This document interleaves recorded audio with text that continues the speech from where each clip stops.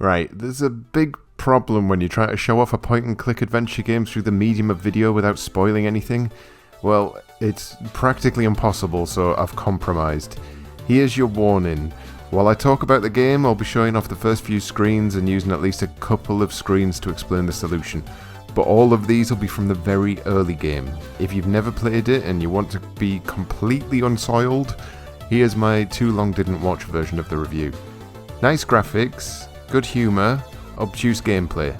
Now, get yourself away, you little scamp. Everyone else, you've been forewarned. As a kid with a Spectrum, I used to love going round to friends' houses and experiencing all the systems that I didn't own. Master System, the NES, Commodore 64, but it wasn't until much later that I got to experience an Amiga. Needless to say, it blew my Transformers socks off when I set my eyes on an Amiga game for the first time. But it wasn't round at a friend's house, it was on Games Master. For those of you who grew up in the UK, you'll fondly remember Patrick Moore's giant cyborg head doling out tips and cheats to actors in front of a green screen, and it was during one of these segments that I first clasped eyes on Gobliiins. Sir Patrick was explaining to the dumbfounded child how to complete one of the puzzles, but I wasn't paying much attention to that. I was staring in absolute awe at this living cartoon. What the hell kind of sorcery was this?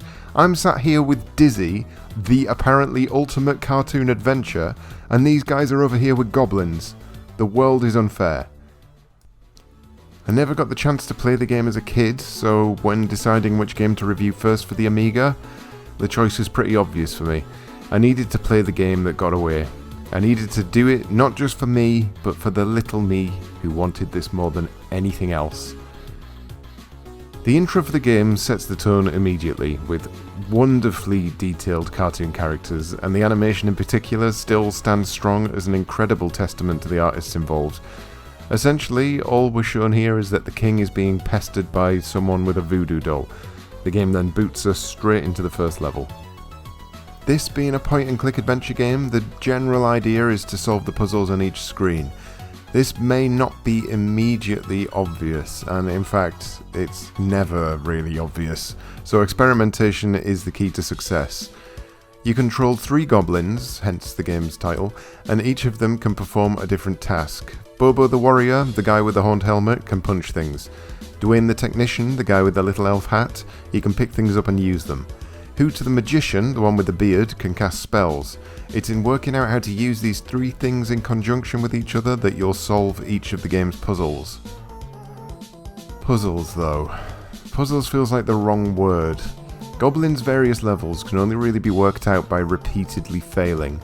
You do have a health bar, and there are points in the game where instant death can occur, but the game contains its puzzles within single screens, so failure is rarely even a major setback.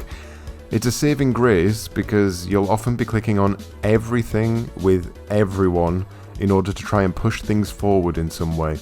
Containing things to a single screen and having a minor punishment for failure, it does go some way to alleviate the levels you'll be dealing with, but not the whole way. Gobliiins, at its worst, can be incredibly obtuse.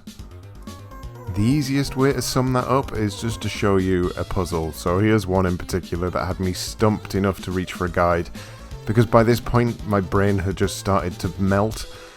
Your goblins enter a cave with 3 spiders. There's a bottle and a gun on the floor.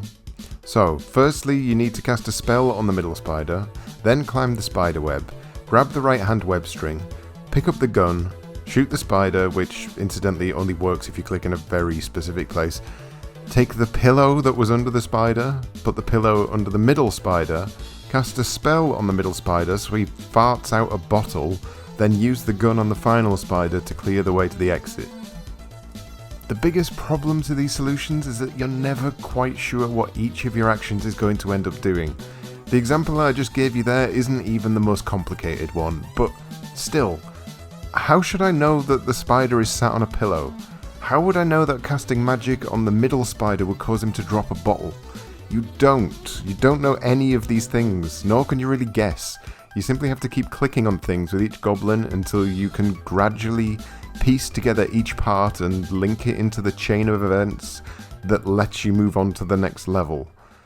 Here's a real-life example. I want to listen to some music on my phone, but when I look at my disgustingly messy desk, all I see are some headphones, a toy dog, and some toilet roll. So what do I need to do?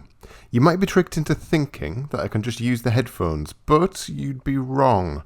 These are actually evil headphones made from brimstone, and if I put them in my ears, I'll instantly be burnt to death. If I pick up the toilet roll and look through it, there doesn't appear to be anything there.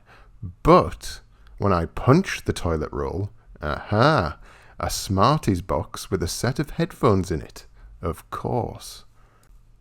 Now, obviously, I can't just use these headphones. They're actually not headphones at all. It's merely a headphone mirage.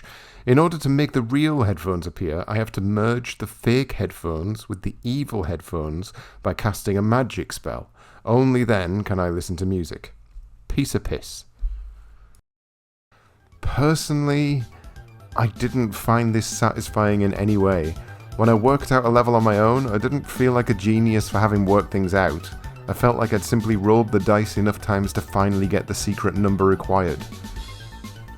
This is the real crux as to whether or not you're going to enjoy the game.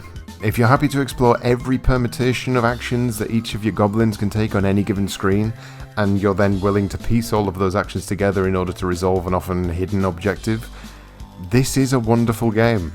It looks fantastic, the animation brings character to every single screen, your experimentations can often be hilarious in their outcomes, but it is truly a very specific type of game for a very specific type of person, and I'm just sad to say that that person isn't me.